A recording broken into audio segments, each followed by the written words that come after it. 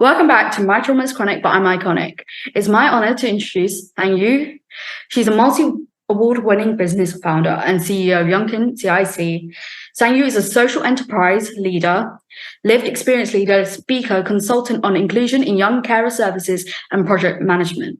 Her work with Yucan CIC has made a significant impact on the lives of young carers and their families. She's also a great person to have on your podcast because she has a lot of experience and insight to share, and I think you will really enjoy hearing from her. So can you tell us a bit about your background and how you got started in social entrepreneurship? Thank you. Thank you for that introduction. Thank you so much. So I'm Sanyu. I'm the founder and CEO of Yucan. So Yucan is we're an organization that supports the well-being of young carers and young people with ongoing responsibilities. So through my lived experience, so I have been a young carer, so I've had to support loved ones in my family that have had just different things that they needed support with. And through that, I also had to support my siblings because my family members, sorry, I have a bit of a cold, but I'm still good.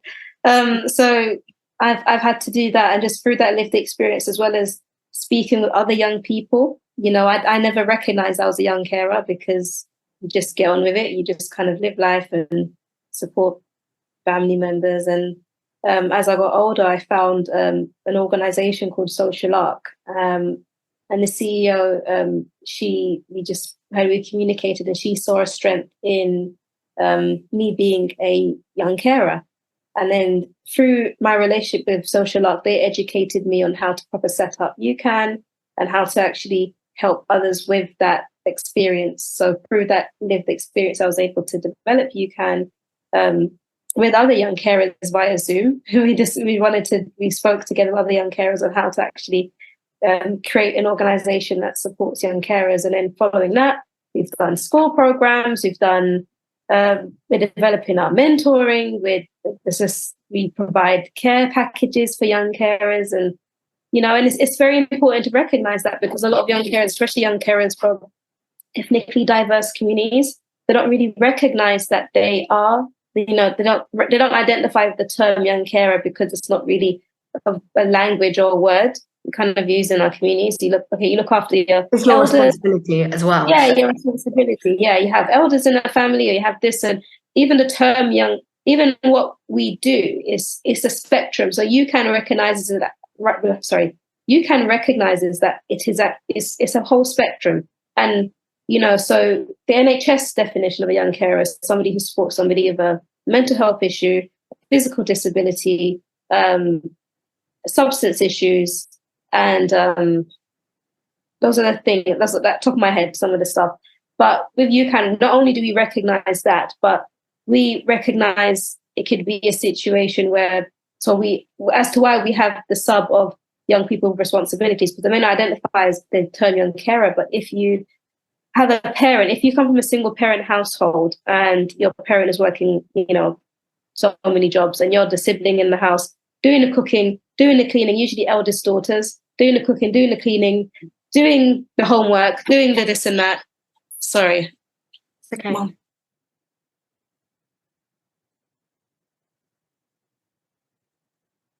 Sorry, my mom just walked in. Shut the door, please. Sorry. It's okay, don't worry. Yeah, just doing all of that stuff. And then there's also the language spectrum. A lot of us, from obviously, of course, from ethnically diverse communities, we have family members that English isn't their first language. So you are having to translate GP appointments, translate letters from the council, all these translating sensitive information. And that's not really widely recognized in the whole kind of young carer space, because they don't, as to why there needs to be a lot, we value inclusion because that is a huge spectrum that is being ignored, and the responsibility of that is huge. And, especially when things are very sensitive, especially when it's health, and it's sensitive, it's a heavy thing, so we recognize that spectrum, and we're trying our best to support the well-being. We're still fairly new. We started during COVID, but we're still fairly new, but we're getting there.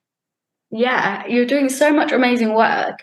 And like lots of people don't like realize, or young carers don't realize, it's like it happens a lot in ethnic households, but it's your responsibility as the eldest sister. Like I'm the oldest of 3 children, and you don't, when you're the eldest daughter, you don't get treated like you are a child. You're like another mother, you're another parent. So you're going to be doing the school runs. You're going to be doing this whilst also maintaining good marks at schools. Yeah. And being on top of everything. And lots of people, like in ethnic, my experiences, do not let children be children. And, you know, that could cause a lot of adverse effects on their mental health and their physical well-being. Especially girls. It's like boys sometimes could be encouraged to kind of make mistakes or this or that, or not encouraged, but allowed.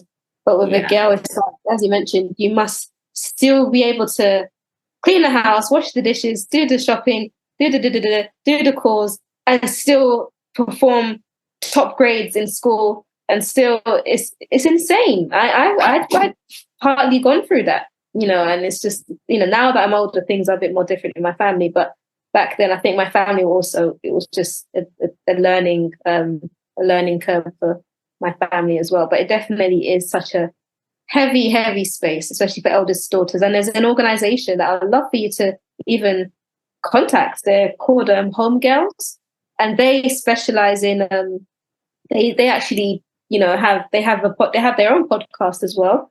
You can find them. I don't know if they're on LinkedIn. They're on Twitter as well, and Instagram, called Home Girls Unite. Yeah, and they specialize in that eldest daughter thing. So they totally recommend you to message them. Yeah, I wrote it down, so I'll contact them after this podcast. And again, when it, like you mentioned spectrum, like when people like think about spectrum, they often think about something so linear. But it's not linear. It's like I feel like the best representation of it is like a flow chart. It constantly changes. The traits of a young carer will differ. Sometimes 70%, sometimes 30%, but some other part of the young carer traits are much higher. And I think people think of it as like, you must be missing school, you must be failing your classes to be a young carer. But there's young carers who perform adequately or even really well that get forgotten about. And you are also a consultant on inclusion in young carer services.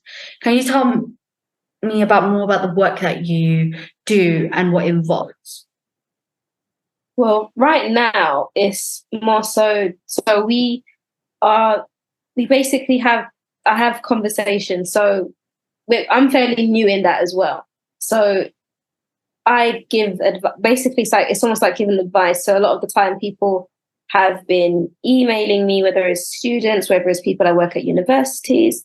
Sorry, there's people that work in universities or students or the local authority and people like that usually come to me and ask questions, or whether they're doing their own research in young carers. So right now I am on a board now. I'm on a kind of, let's see, was it board? My head is a bit scattered. No, not corporate. Well, I'm on the board of Yucan, but this is separate from Yucan. It's a Carers Alliance. Sorry, yeah, that's right. Carers Alliance.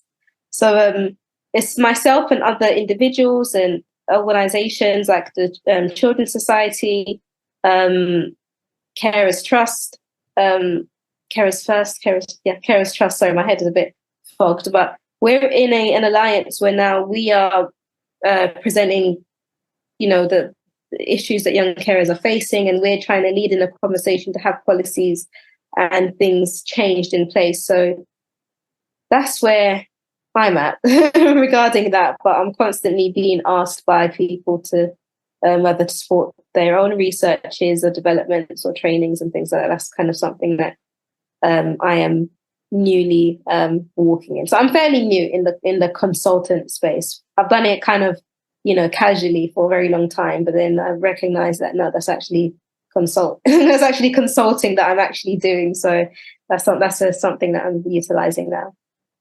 That's amazing. What do you think are the biggest rewards of your work, as well as the challenges that make it like that? The challenges must be overwhelmingly difficult, especially as a small organization that's looking to expand.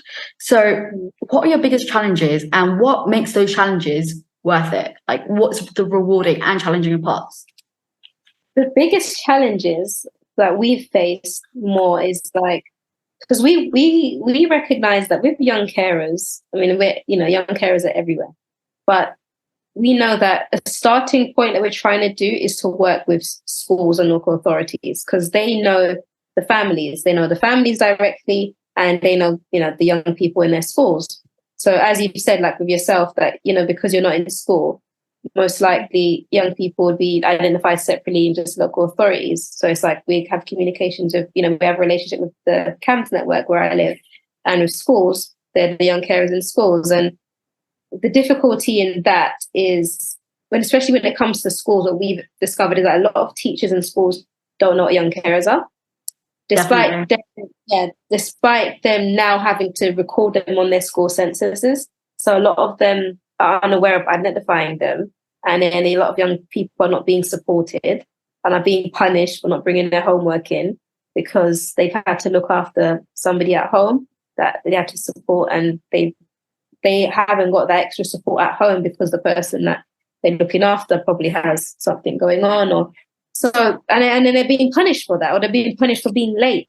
And then it's like the lateness, may come from something that's happening at home. And there's a whole thing that we believe that schools need to really reform when it comes to, their relationship with families and young people, and to really support them rather than punishing them in a way that is detrimental to them. But yeah, our thing is the schools are not recognizing young carers properly, and it makes it difficult for us sometimes to work within some schools because they don't even recognize young carers. So that is something, but it's rewarding. Leaning onto your other question about the rewards of it, is when we are able to support young carers, it's much like the teachers are now being aware, like, oh, I didn't know that so-and-so is looking after their brother who has this disability, or this so-and-so person, or somebody in the family that drinks, or somebody that's suffering from a bereavement, and all that kind of stuff. And the reaction with the children and the young people is just, oh my gosh, it's incredible. And seeing the impact of them recognizing that they're not alone, first and foremost, because it's such a lonely thing, but to recognize that there are other young people that are like them, and them being kids and enjoying themselves and laughing and having fun and having that moment to just have a break just for maybe an hour and a half. It's rewarding. That in itself is rewarding to me. I feel like you're doing so much amazing work. Do you mind if I share a poem with you? It's not mine. It's somebody called Joshua T. Dickinson. And he wrote this. It's called "'Cause I Ain't Got a Pencil." I woke myself up because we ain't got an alarm clock. Dug in the dirty clothes basket because ain't nobody washed my uniform. Brushed my hair and teeth in the dark because the light ain't on. Even got my baby sister ready because my mama wasn't home. Got us both to school on time to eat us a good breakfast. Then when I got to class, the teacher fast because I ain't got a pencil. And I feel like that poem reflects on what you say. The teachers are focused on right then and doesn't look at why is this behavior or instead of school work not being done, a repeated issue. They just be like, okay, they look at everything at the surface level and don't look much further. Mm. So what you were speaking about reminded me of that poem. You mentioned growing up as a young carer yourself. Can you tell us more about that experiences and how it inspired you to become a social entrepreneur?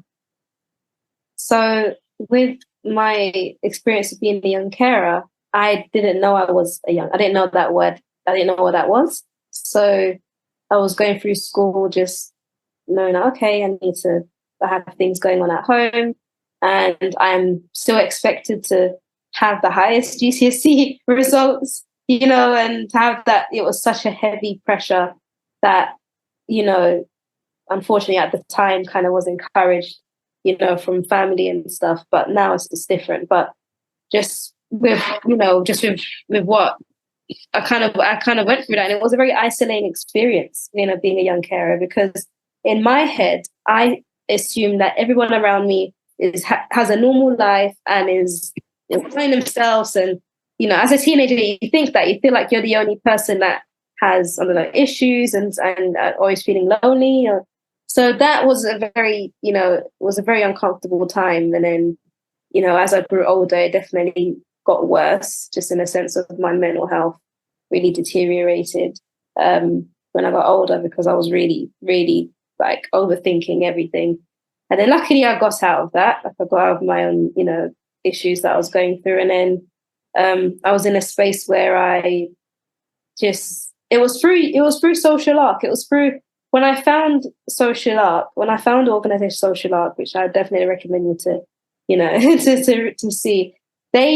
The CEO, Lisa, she really saw the strength in me being being a young carer, because from that point I'd always thought, okay, that's a part of me that I should not even talk about publicly, because no one's going to get it.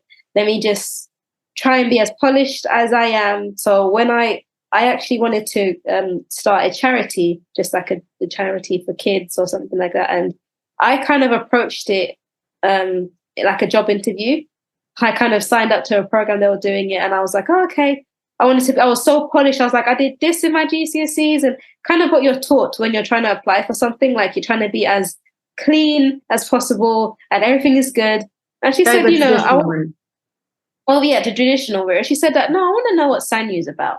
What do you do?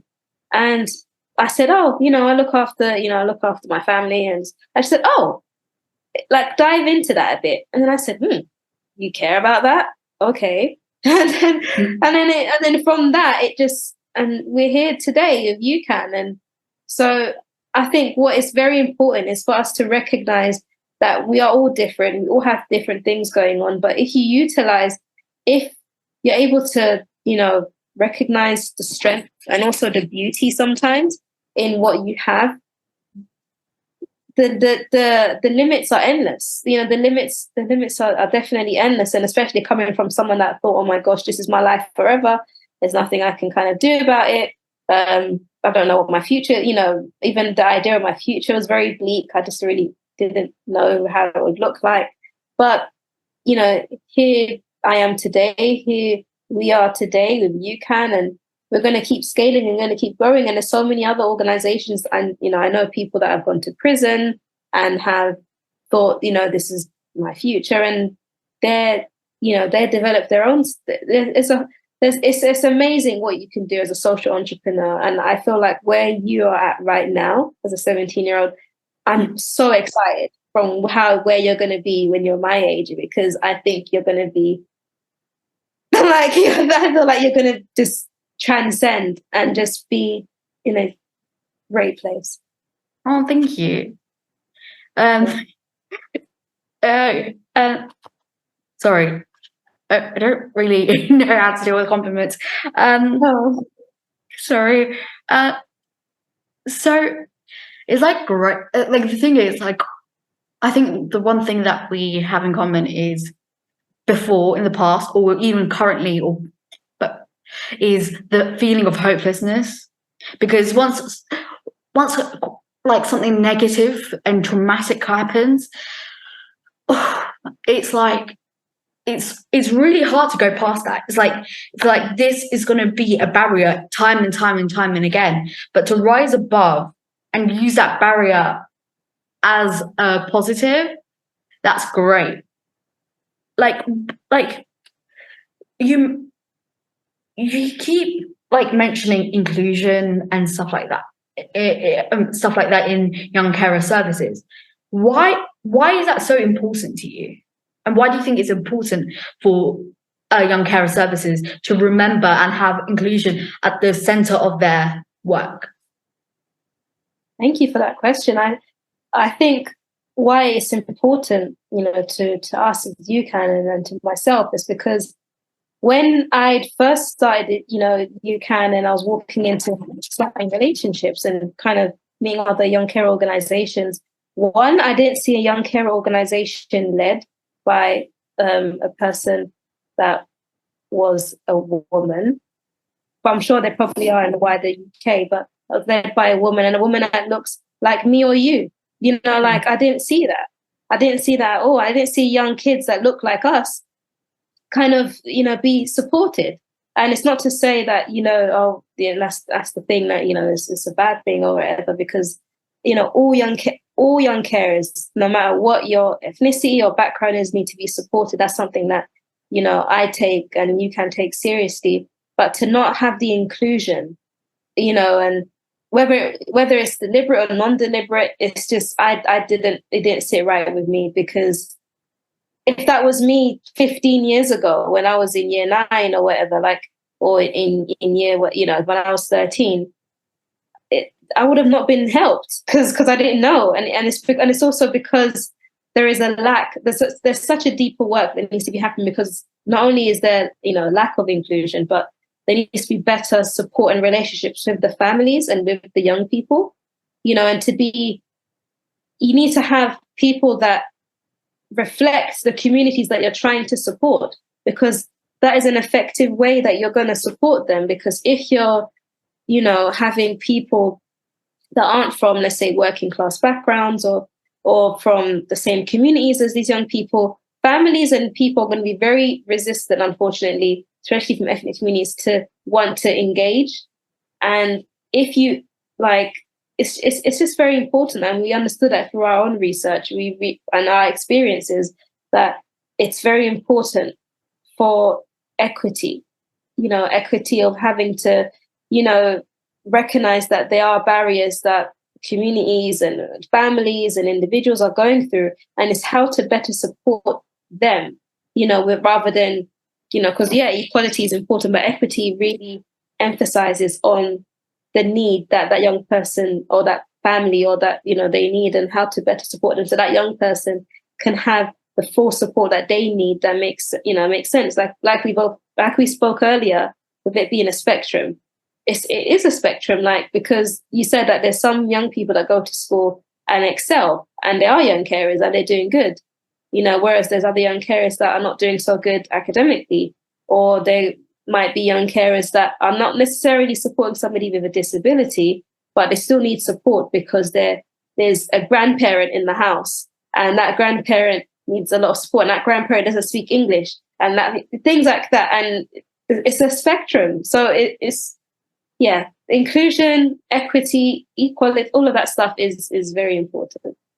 I feel like the thing is, like, people if I was like younger, and if I did not have like any knowledge of a young carer, and somebody's like, you are a young carer, and they're like, okay, they're throwing this term at me that I don't know, okay, but they told me to go to this meeting, it's a bit intriguing, let me go.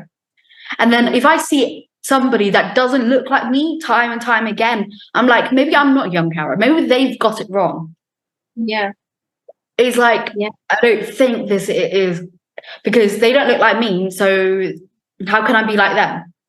Mm-hmm. Exactly. I feel like a lot of places have quotas to meet, like for equality reasons, but it's not just about getting someone who's like, oh my god, they're an Asian black girl. Okay, women tick, ethnic tick, but it's about having someone who actually has a passion, actually knows what they're doing. It's not just about getting anyone just to fill the quota, because then that becomes like, what's the word? Like, counterproductive.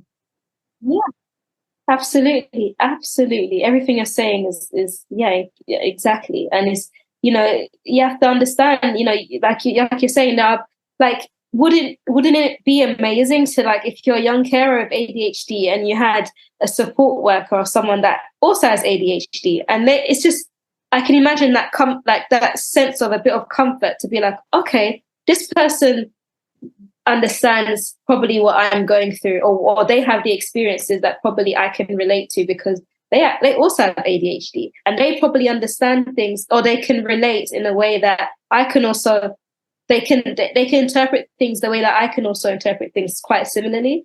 Or somebody that is they may also have a physical disability.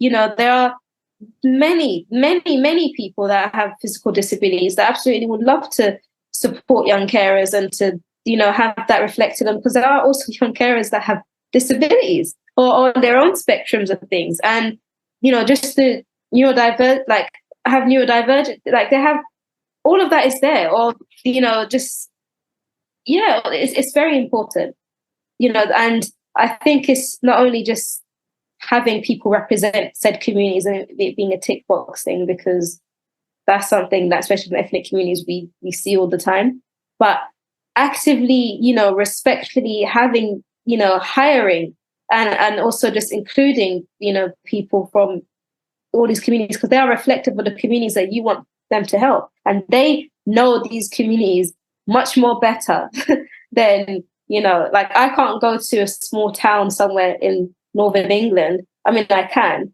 and I go to a community that they may embrace me or whatever, but they may not necessarily connect with me because I'm not reflective. I don't come from that town. So it may not be an ethnicity thing, but because I'm not from a northern town, I'm from London, there might be a disconnect just with that. But whereas if I was somewhere and somebody from London, like because I'm from London, if I was living suddenly in Manchester or suddenly in a place in Yorkshire, and somebody from London came and they spoke to me, and it's like, oh, like I may not be even the same gender as you, I may not be whatever, but because you're from London, and you might, you might understand the same lingo, you might understand the train stations, you might understand little things like that. So I might be more inclined to kind of listen to you, or to kind of listen to your suggestions. It's just, I think it's a subconscious thing. Yeah, to be like, okay, definitely. And in this fake situation, if your face lights up this much, imagine it being in a real situation and how happy a person would be. Like, for example, where I live in a care for young people with complex needs. And the director, Danny, and the service manager, Augustine, his name is not Augustine, it's Anthony, but I call him that. Anyway, I'm digressing. They both have ADHD. And like I have ADHD. And it's like we get along so well. We're so understanding of each other. And we're like, it's constantly a conversation of who's the most like strange out of us three. It's like rankings, and then they're like, no, you two are much more strange than me, and stuff like that. But it's like even like playing around and being able to do that. But people think like such complex like situations need complex solutions, but that's not the case. It's like having like simple solutions, like something like that. No matter how distressed I am, like I can get along with them. I find apologies and resolution much more easier with them because of the understanding, which I'm not great at when it comes to anybody else. Like with certain people, like them, I can. With somebody with autism, or like my friends and I don't argue. I don't think I've ever argued with my friend. Anyway, but if we did, we have like similar things that are in common. So it makes it easier for me to like resolve a situation. And I feel like a lot of people, like even like our voice, right? If somebody is from up north and they came to London, because we say Bath, grass, I don't know, class, they'll be like, and you would like go back and forth and even like little small things. And when they meet somebody that's similar to them, it's like, I guess it goes to the level 3 of the Maslow hierarchy. I refer to him a lot because he actually knows what he's talking about. Anyway, and he's like, and it's about belonging. And with belonging, then you're able to support that person because their needs are kind of met, and they can like succeed later with their other needs. So like, absolutely. Oh, sorry, continue. No, I was saying absolutely. I agree. I agree with you. It's all of that, and it's lovely, and to have comfort with that, because even like I get along with people that like are goofy, like in the sense of like they get jokes and have a sense of humor and stuff. So I think sometimes even with personality traits is so it's all, that's all a whole thing. But yeah, I agree completely. So, like, like talking about impacts things may have, what do you think is the biggest lessons you learned as a social entrepreneur, and how have you shaped those approaches to your work? The biggest thing that I've learned as a social entrepreneur is that sometimes, like, there are lots of people out there that want to change the world, and that's encouraging. There's so many people that are out there, so much brilliant ideas of other, young social entrepreneurs that want to, support communities, whether it's animals, whether it's environment, whether it's people coming out of prison, whether it's, people, just it's incredible, but it can be it's new, I think, in a way, like just with, well, it's not new because it's been there for years, but I think for me, it's been definitely a new journey because I was not educated on how to be a social entrepreneur. You just kind of study as a young person and you hope to get a job and, do stuff. But it definitely can be a very scary experience because sometimes you don't know the outcome on the other side because you're leading it. So it's not like where you go to a job and you're working at like Boots or something and okay, you're going into Boots and you're going to work at the till and you're going to go home. When you're a leader of a social enterprise, sometimes you do get no's, sometimes you do get yeses, and you have this dream and you have these goals and outputs that you are leading with a company or an organization, and you want to support your community, you want to support the young people or the people that you are trying to, or the cause, that you're trying to support. And sometimes it can be, in all honesty, it can be scary. It can really be scary in a way where you don't know what's going to be the result of it in the next 5 years sometimes, but it's exciting. I wouldn't encourage people not to do it. It's definitely something that is brave. It's a brave thing, especially when you're, leading a cause that is so important. I think it definitely is. It's definitely a journey, but it's great to like speak to. Yeah, it's definitely great to speak to you because there's just it can be lonely in the beginning, but once you continue and work on the goal and the outcome and stuff, I think things eventually, hopefully, open up. And I definitely would recommend you an organization to check out. They're called Carers of Dreams. And I was interviewed. It's an amazing organization. It's actually the organization is actually led by a woman. I think I have a million names in my head. I know her name. It's gonna come to me. I'm literally just checking my LinkedIn. Sorry, Monica. Yes, Monica. I knew. Because I was about to say Maya. I was like, it's not Maya. My head is saying it's not Maya. It's not, because I spoke to somebody recently called Maya. I'm like, it's not Maya. It's not Monica. She's amazing. I don't know if you've already connected with her, but I just looked her up now. Yes. Monica is incredible. Like she's a South Asian woman and she's young and she leads it. So when I tell you, like, connect with her, she gets it. I already see so much. She's just like, I already see so much that's going to come out from Carers of Dreams. And it's just the cause and the story as to why she started it is incredible. So I definitely would recommend you to connect with her. I'll probably message her to definitely speak with you and stuff. But Monica's amazing. And, but yeah, so it's like connecting with her has been incredible. Sorry, I'm just a bit excited. I'm like, oh my God. I just heard I was listening to you and then I heard South Asian and I was like, oh, South Asian. And I'm like, oh, really? Oh, yeah. She's incredible. I was so happy to connect with her because, in the carer space, in the young carer space, it's kind of, I felt a bit like, oh, like it's I felt like I didn't see a lot of other organization being led by a young person just to start with, because everyone's all like 50 plus or whatever, like grown adults or something. So that in itself is like, oh, okay. But then, she's a woman of color.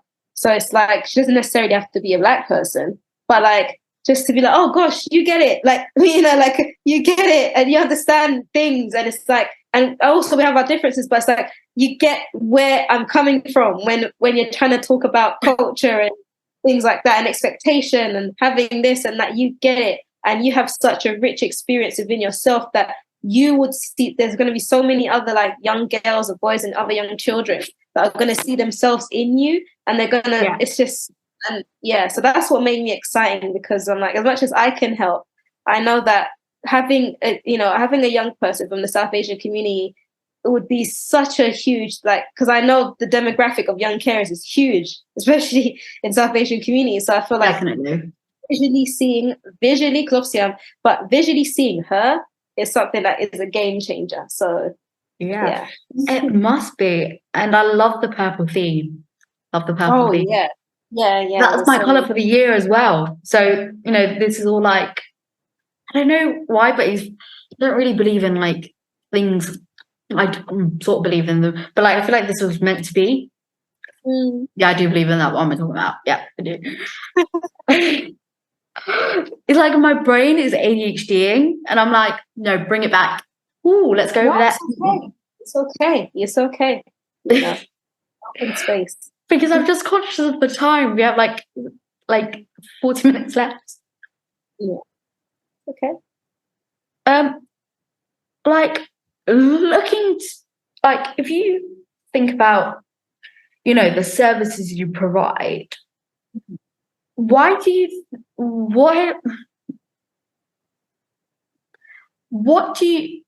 like, like such as, the range of workshops and training sessions for young carers? What do these sessions involve, and how do they help the young carer? And how do you like manage and encourage them to come?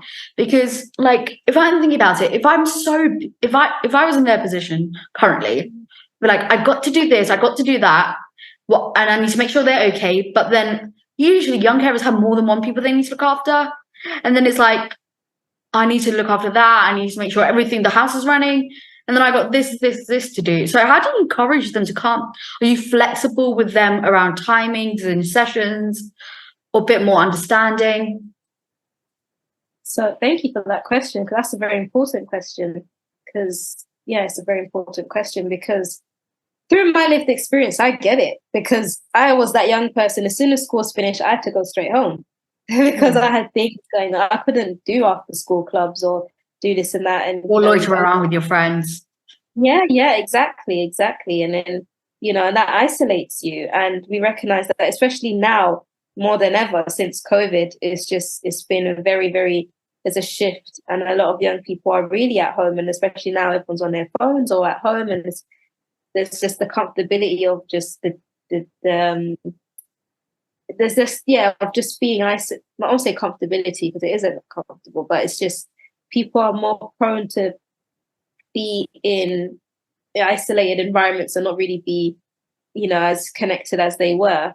But with us, if you can, right now, because we're still fairly new, we know that the best way to kind of reach young carers, at least is one of the big places is a school setting, like in a setting where that young carers are always going to compulsorily, certain things have to actually be at school. And in CAMS, we know that they're coming through CAMS because their families already have relationships with like the children's services or the adult mental health, young adult mental health team. So there are our kind of our contacts we have to support young carers for now anyways, because of course after that it wouldn't be, the spectrum would be big and we'll be able to do everything. But just as a starting point, we said, okay, we're going to start with the schools, because either they're at home or they're at school. So, let's work with schools. And right now, it was a slow start, but we definitely are picking up, and hopefully we expand to more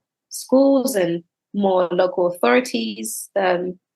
the difficulty of local authorities is sometimes the space and just also like what we could do. So it's like individually. So as to why we developed our mentoring program that we're going to actually have with the young people from our local authority groups, because they're not necessarily someone that are not in school. But if you have, ongoing mentoring, sessions with us, I think that'll be really great to support them in their confidence and to support them in their own, because what we discovered with UCAN is that they're leading in this. So it's not necessarily us coming in and saying, you're going to do this, you're going to do that, you're going to do this. All of our programs are co-designed with our youth advisory team. So we have a youth advisory team that we meet up and we discuss on how we could, we have an idea of creating this program. How do they feel about this? How can this relate better to them? How can we tailor this to, and they're the ones, they're young people, like I'm a young person in a way, but I'm not a 17-year-old today, I'm not a 15-year-old today. They know what is cool, because also we want to make our stuff cool. We don't make it boring. We want to make it fun, and we want to ensure that there's always food every time we have a meeting. It's always going to be, things like that. It's so important, and so co-design is very important for us. It's a value that we hold strong, and I can't think of something right now, but yeah, co-design is something very, very important to us, and we believe that young people are leading in the sport that they want truly for themselves, because you can't tell me at 13 what you think I need, because my needs could be different from the other young carer, and his needs or her needs or their needs. It's about having a bespoke service for these young people who are carers. I feel like that's what people who do, social entrepreneurship, like, because for us, because I'm a looked after child and I have like additional needs like ADHD, autism, mental health needs and stuff like that. I know that everything needs to be tailored and bespoke. And that's what, is special about the services we both provide. However, people forget that not one place doesn't, one size doesn't fit all. It needs to be tailored to each individual. And even if you have a generic program, then in the first session or something, you learn about that young person, you interact with them to create bespoke plans with them so they can actually benefit from the service and they're not doing some generic shit that doesn't work. So sorry, I've got really carried away for that. So like, what do you think what do you think are the biggest challenges that young carers are facing today, and what can you as UCAN do to address it, the local authority and central government? Oh, those are big questions. One of the things we've identified. Sorry? Do you want me to break it down? Or that's okay. I'll try and answer, I think, the first one. So like what we identified is, with especially the young people's support, is definitely the lack of awareness. So that's one of the things of not knowing that they are young carers, and so that in itself is that's the first step, just to identification. And second, to identifying that, okay, I'm a young person that, because you won't be able to receive support if you don't know that you need the support, so to know that, hey, we recognize that, you actually take on a lot of things, and, you may not necessarily identify the term young carer because it's quite an unfamiliar term to you, but we know that, there's things going on at home, or there's things that you're dealing with, and we identified, what are the things, what can we support you with? And sometimes it's confidence, sometimes it's a thing of like, lack of confidence. It could be anxiety. Anxiety is a huge one, especially young people today. Anxiety, unfortunately, is such a huge thing that young people and adults are going through. So how can we better develop programs or workshops that address anxiety or stress or encourage confidence? It could be, because we had so many different programs and workshops, trying to think of the top of my head, but the ones that come to me is anxiety and confidence, and knowing that they're special and knowing that you're valued. Because when you don't have when you don't identify value in yourself, it's very easy for people to take advantage of you. And especially when you're a carer, you're usually giving, and your kindness, and you're always giving, and you're always giving your time. And when you don't value that yourself, it's very easy to develop further issues in your adulthood.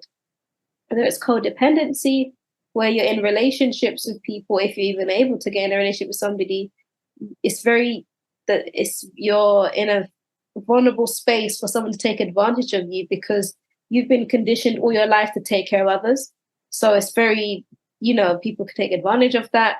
There's financial abuse. People could take it back. Like, there's so many things that can happen to you. Depression, all of these things.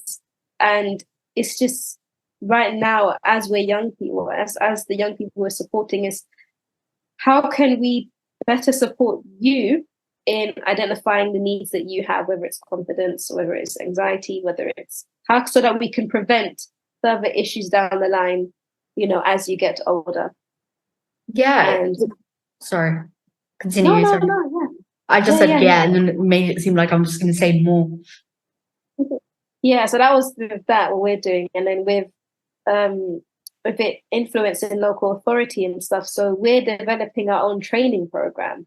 So we want to develop our own training program to the local authority and to the schools through the research and the voices of the young people that we are supporting. So they are leading in this again. We're very much like, they are using their voices and their experiences. So if you see our Yucan Instagram, we've done a cultural awareness research where we discussed with other young people that have young care experience, that probably may be older or currently are young carers.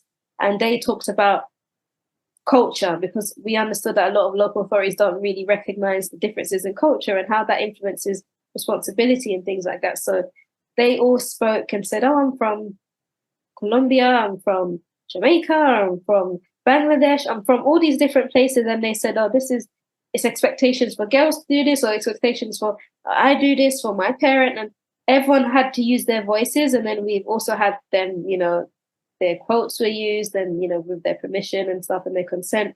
And they wanted to contribute and use their voices in leading it. So we want to utilize that for training for schools and for local authorities to better support them in identifying these young people that they can receive support. And then with that, with our relationship with the Carers Alliance, we're trying to influence policy changes for young carers to be better supported on all aspects, on a grander scale.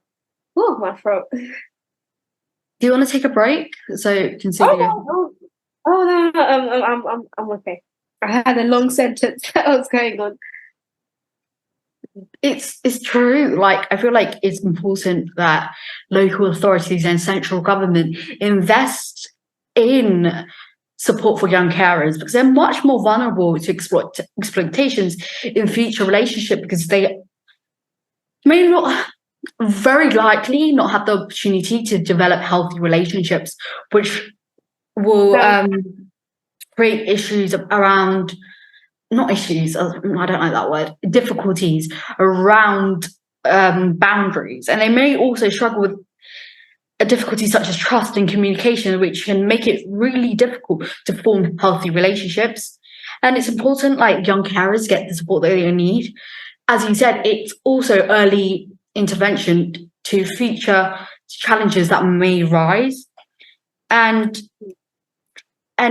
if these issues are not addressed, it's going to end up being like a vicious cycle, and it's not fair on the young person, them as an adult, and their inner child.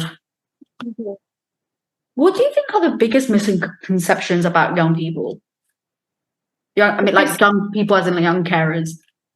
The biggest misconceptions is that they don't exist. That's the biggest misconception, is that, local authorities and schools and even parents and families sometimes denying that young person needs support, and that denying kind of in a gaslighting way, like, they're fine, they're doing this, especially when it comes to families. But I think in the wider side of things, when it comes to schools and local authorities, it's like not even recognizing that there's a huge demographic of young people that are holding up our communities, are really supporting loved ones, and they're saving billions. Like, they're saving a lot of money in for this government. And because without the support of young carers and the support of carers in general, there'll be a huge like social care crisis, because they're doing these things unpaid. They're supporting loved ones unpaid, and without that support, there'll be a huge, there could be a much more bigger mental health crisis. And so they saved the country billions, and it's just not identifying and valuing and recognizing that these young people are still children. They're still young people, and they still deserve the space to be a young person and explore who they are outside of looking after someone. Can I be honest with you? Like, I've gone through, children have more rights than adults. They have around 50 or so rights, maybe even more. Let me look it up, because I don't want to give inaccurate information. Okay. Sorry about that.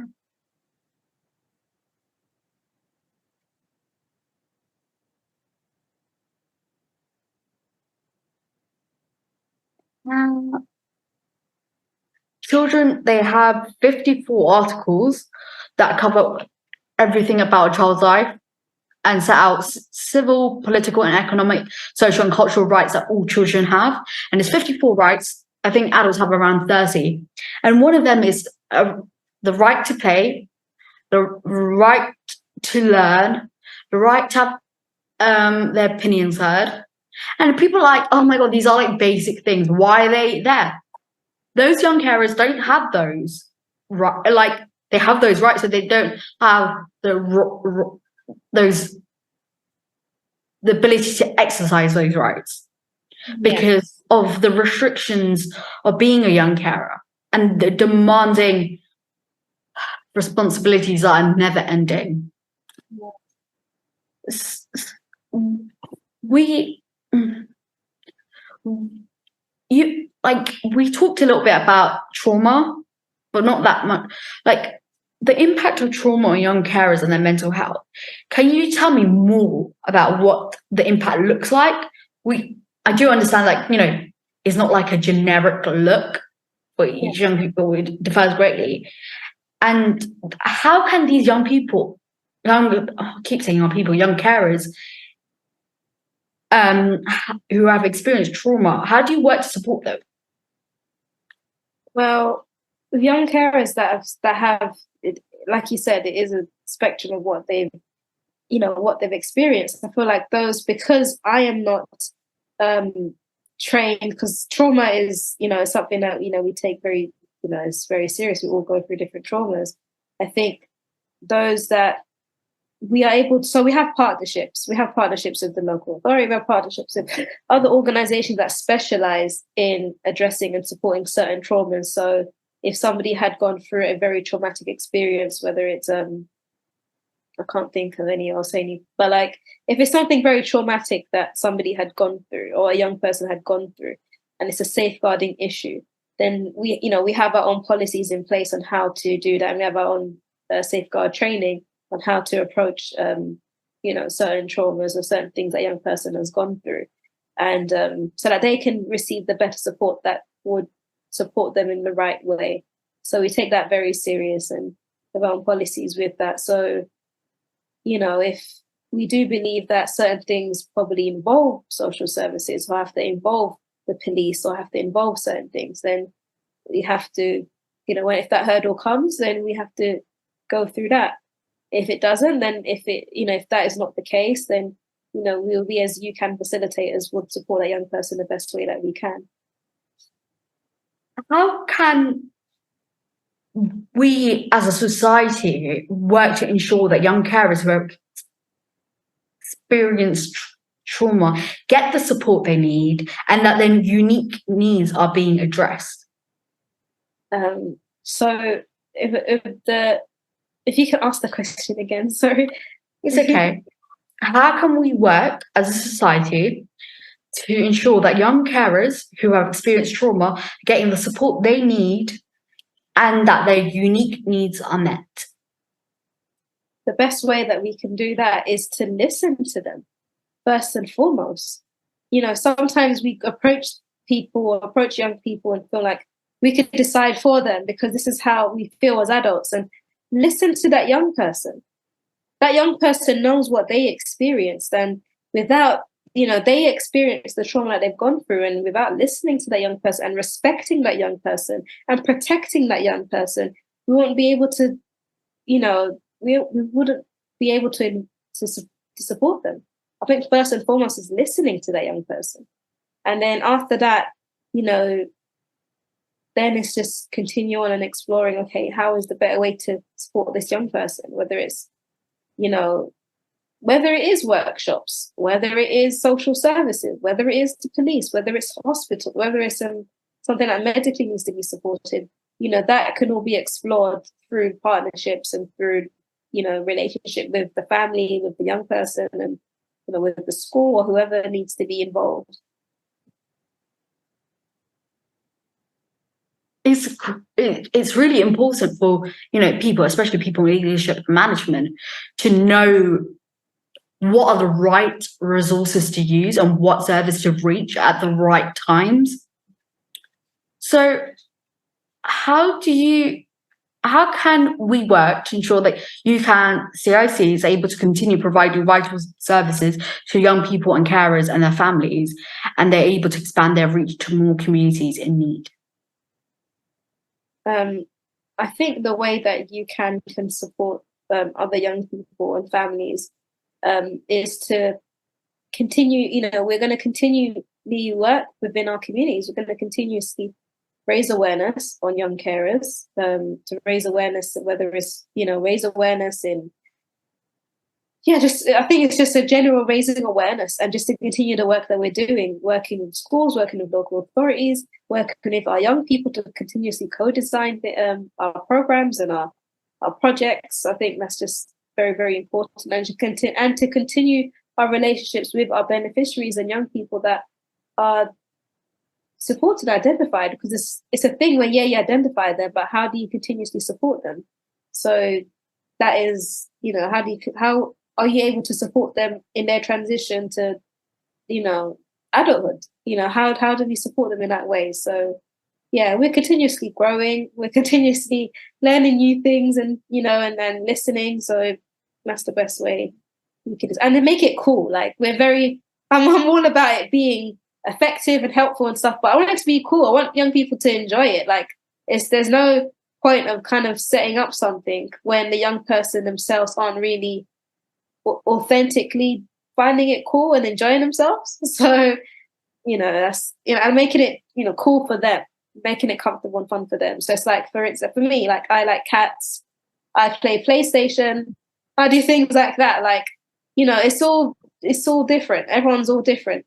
Some people may like skateboarding, some people may like more quiet activities, and they rather be indoors and do something. Like they might prefer one-to-one. Maybe some people aren't really good with groups of people and they prefer one-to-one mentorship. So it's all tailored and done the right way that can support young people.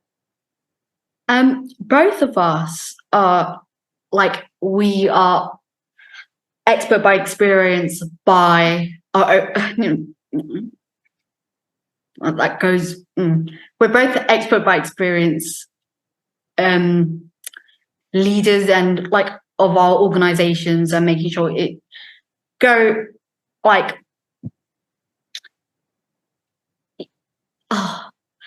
let me rephrase that. I have, my mind just went. We're both expert by experience, and use our experiences to help other people navigate and heal and thrive. How do you think lived experience leadership differs from other forms of leadership, and what unique insights can lived experience leaders bring to the table? Thank you for that question. You answered it great. Even you questioned it great. What lived experience leaders? I think lived experience are, they've been leaders, like people that have lived experience, they've been leaders in whatever field they are. And I think right now it's being championed and being encouraged. So that's a huge, great turn of things that lived experience is being valued now. So Definitely. I think listening to lived experience, because before it was like, what are your credentials? But lived experience is definitely being valued more now. But, of course, there's always going to be more work that needs to be done, because it's not just about the representation of lived experience, but the authentic, value of it. Are you providing funds for lived experience leaders to support, lived experience organizations? It's all said and done if you encourage that, but are you actually allowing them to lead in policies? Are you allowing them to lead in, there's all of that, because there's the action, there's kind of practice, actions speak louder than words in a kind of way. So don't just walk the walk. I mean, don't just talk the talk, walk the walk. Yeah, because it's like we mentioned earlier, it's like representation kind of politics, where you kind of bring, these are all girls, or these are all people of color, these are all, working class people, or these are all whatever. But are you not even allowed, I don't like to use the word allowing, are you including them to actively make a difference?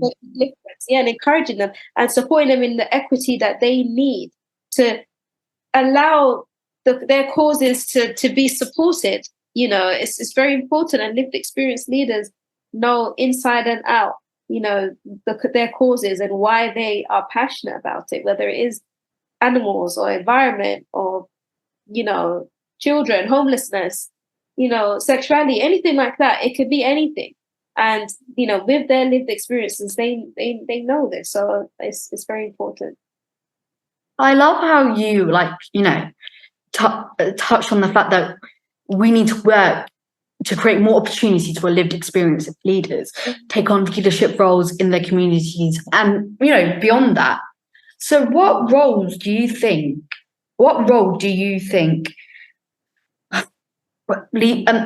lived experience leaders should play in shaping policy and decision-making processes at the local, national, and international levels? I think they should be they should lead. I mean, like, they should be given the opportunity to lead in it, to be, leading in the causes, because it's so reflective to the benefit, to people that are benefiting from this, or to the people or animals or environment it's benefiting from, because lived experience leaders are the ones who know, I love nature. So like if I met a farmer that was, is grown up as a farmer, his parents are, their parents are farmers, and they know inside out how to make sure that all the chickens are fed, all this and that, their lived experience. And if I'm going to develop if I'm some random CEO or company somewhere, and I'm saying, hey, we are so-and-so farms, and I have zero experience of being a farmer, I live in a city, I work in an office and stuff like that, it's not authentic. But if you have somebody that's had the lived experience of knowing inside out how to, clean, manure and all these things like that, and they know the right soil and the right this and that, they're experts. They deserve the same resources and the same, opportunities to lead in policies and decisions and, hiring and everything, like, because and just the outcomes and the values of a company. If you have lived experience, if somebody, developed a company that is supporting, young teenage parents, and, they've never been a teen parent. There's no one that they know has been a teen parent, and they're deciding policies on how young teenagers that are parents. There's such a dishonesty with that. Whereas if somebody who was a teen parent went through the struggles of raising a child through the benefit system, who's done this and that, and they led, and they were the ones who worked with other young, teen parents. It's just, there's so much power and so much representation in that, because they're the true leaders, and they will actively make change because they know what would help them and support them. Same thing with homeless people. Somebody that has been homeless before would know the struggles somebody homeless would, has gone through. that's beyond, true. And like, I think it's also important for people who are lived experience leaders, it is not a qualification, but like you said, a credential in itself, that they're adequately compensated for the work that they do. Yeah. Like you touched on there, and them having access, equal access, or even more access to the resources and the opportunities to get those resources. And, people in authoritarian positions to create more inclusive and equitable spaces for lived experience leaders, and help them work to overcome their challenges and the misperceptions that people have on them, and create the opportunities for lived experience leaders to collaborate and learn from one another, and to build the network for support and solidarity together, and to see the future of lived experience leadership and work to ensure that it continues to grow and thrive in the years to come.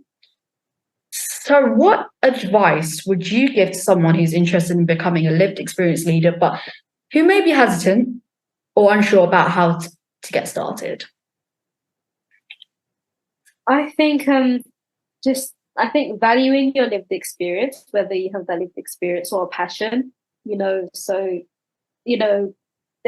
a power in that, especially lived experience, but also I understand there might be people that are passionate, about something and be very, very, very, very passionate about that. So I think just to rephrase, so if you could ask me again, specific that question, so my mind went a bit blank. It's okay. What advice would you give to someone who's interested in becoming an expert by experience, but who may be hesitant or unsure about how to get started? Oh, okay. I think definitely do a bit more of education, because also as much as lived experience is great and it's a great thing to stand on, it can't be the only thing to stand on, especially if you're going to be leading something in a serious way. So, yes, I can, be a farmer and I know this and that, but if I don't know the legalities of how to, to do things legally, if I don't know how to do things, it's not going to get as far as what I'd like it to be. So, having the lived experience and also doing the education, doing the research, having your legal systems in place, your policies, your articles of association, all of that kind of stuff, whether you're going to register yourself as a charity or a CIC or a CIO or anything like that, it's very important to just do the research properly, and to get the right advice, and to, like you mentioned, work with, to be open to also learn and educate yourself, because sometimes it can be, at least for me, because I used to think, oh my gosh, like I'm a young carer and I know what I'm talking about, but having mentors have been really incredible for me. So I've had a couple mentors that have taught me how to that have advised me on how to get things started in the right way. So sometimes reaching out to people on LinkedIn, reaching out to people on social media, sometimes I won't guarantee that everyone is going to say yes, because it is a scary thing to do, or to sign up to programs that are out there for social entrepreneurs. So I signed up to Social Arc. They had a program. There's other organizations that are out there that may support women of color, may support, just different, like there's sometimes there are things, or maybe young people. There's things that may possibly be out there. So maybe be on the search to have that, because they probably may support you in learning how to set up properly. And lastly, be open to learn new things, because sometimes, as lived experience leaders, some of us may be stubborn in a sense of like knowing that we know ourselves and we know what it is, but it's being a sponge to learning outside of our lived experiences, legal stuff, and learning facts and figures and statistics is very vital to really, you'll be such a powerful force when you're having those conversations that are game changing. And if you know your statistics and know your facts, and you come correct, then, the world's your oyster. I feel like, you have such a huge future in social entrepreneurship. What advice would you give to young people who are interested in pursuing a career in your field? Interested. Oh boy. It's an exciting, it's like being on a roller coaster. It's such a interesting, it can be a very fun, sometimes scary experience, but it's worth it when you see the impact of the work you're doing. When that comes, sometimes it may not be, it's not good to also look at others. Sometimes we look at other organizations or other young people, be like, oh my gosh, they're doing so good. Why isn't my organization picking up? Or why isn't my podcast picking up? Or why isn't my, charity picking up? No one's listening. No one's following. I don't have a lot of followers and all that kind of stuff. But I'm telling you, those that are impacted, whether you're supporting one person or two people or 50 people or 100 people or animals or whatever, or environment or anything like that, it's just remember the reason why you're doing it. Remember the reason and the cause of why you're doing it, and just keep taking it just step by step. I think, just having that determination and passion just to keep going, because I've had so many times when I started and things were not picking up in the beginning. And I thought, oh my gosh, like, is this kind of worth it? Maybe I should get a traditional job or get a job at Argos or something like that. But it's just, but I had to keep thinking, no, it's going to pay off. Like the impact is going to pay off. And then seeing the impact of the young people and hearing parents tell us, oh my gosh, this program really supported my child. Or a young person sending us a letter saying, thank you for the program, and I really appreciate what you've done to me, or this is life-changing. It's that in itself is beyond anything that anyone could ever say, because it's the people, it's the young carers, it's the people that we are supporting that really make everything worthwhile. Like, what are your hopes for the future of your organization, and how do you see it evolving over time? My hopes for UCAN is that we become nationwide. That's something that we want to do. Definitely, we're based in London because I live in London. So I'm based more so in East London. But we want to eventually be nationwide, and hopefully in the far, far, far future, have a branch that is an international version of UCAN, where we have young carer stuff happening all over the world.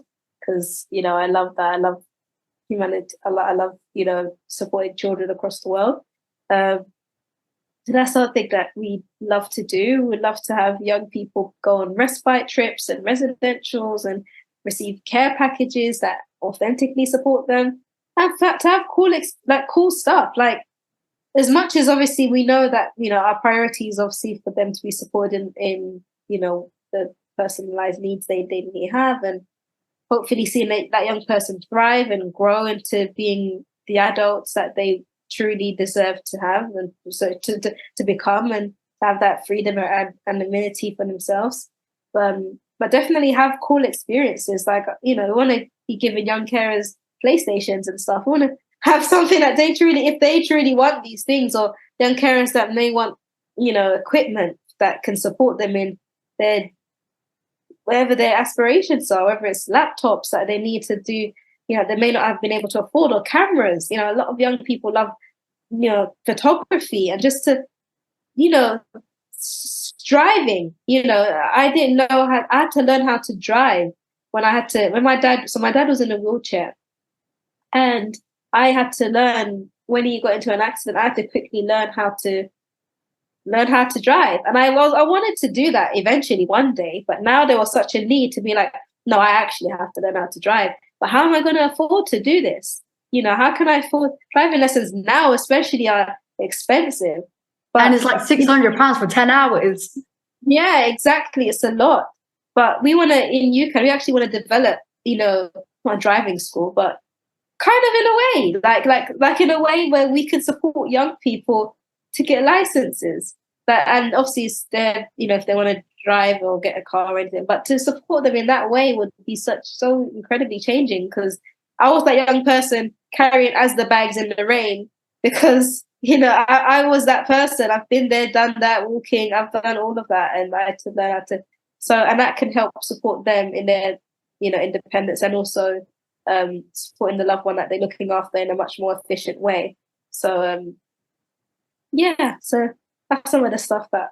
But we definitely want to see Yucan definitely provide more young people the space to continue to grow and to value themselves, and that's the most important thing. Of course, the fun stuff is great, but a young person know that they are truly valued and loved, and they, and to be championed is something that, I'd be happy going to sleep with. What is one thing that you're grateful for today?